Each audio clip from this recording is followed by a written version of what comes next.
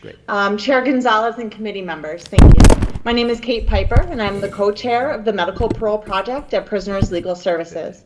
I'm here to testify on S-1535 and H-2319, an act to ensure access to medical parole on behalf of our clients, many of whom have died. I've anonymized names to protect privacy.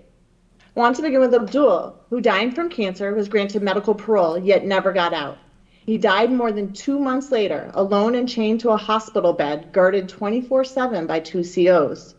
Over a dozen individuals have died either awaiting a decision or release, and as of last August, the average time spent in prison after a grant is 54 days. Luis, who was granted medical parole because of dementia, was only able to petition due to a chance encounter with a PLS advocate who found him wandering a prison hall. DOC conducts insufficient dementia screenings and does not file on behalf of those with significant decline. PLS typically learns of folks with dementia from their concerned peers.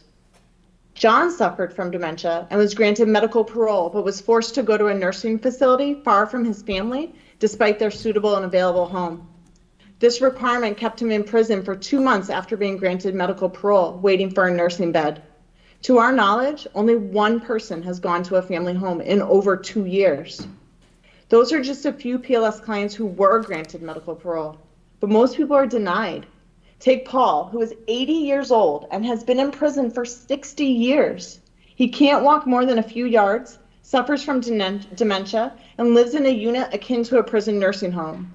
Paul has been repeatedly denied medical parole despite having a perfect disciplinary record since 1985. At least 142 individuals who have died in DOC custody since medical parole began had deaths recorded as, quote, expected, but were never medically paroled. Dying and incapacitated individuals are the most expensive to incarcerate, the hardest to care for, and the least likely to reoffend. Prisons are not set up to meet their needs with dignity or efficiency, and both they and the public would be better served by moving them into community care settings. An act to ensure access to medical parole introduces crucial tweaks to address these problems. It clarifies eligibility prongs and risk assessment. It mandates cognitive screening for the elderly and petitions or referrals for those with significant cognitive decline. It requires an expedient process for those near death and speeds up the time between a grant and a release. It ensures that medical parolees can go to family homes where suitable and to a DPH facility as a last resort. Finally, this bill aligns medical parole revocation with regular parole.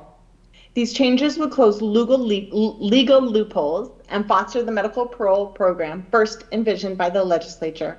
I urge you to vote this bill favorably out of committee. Thank you.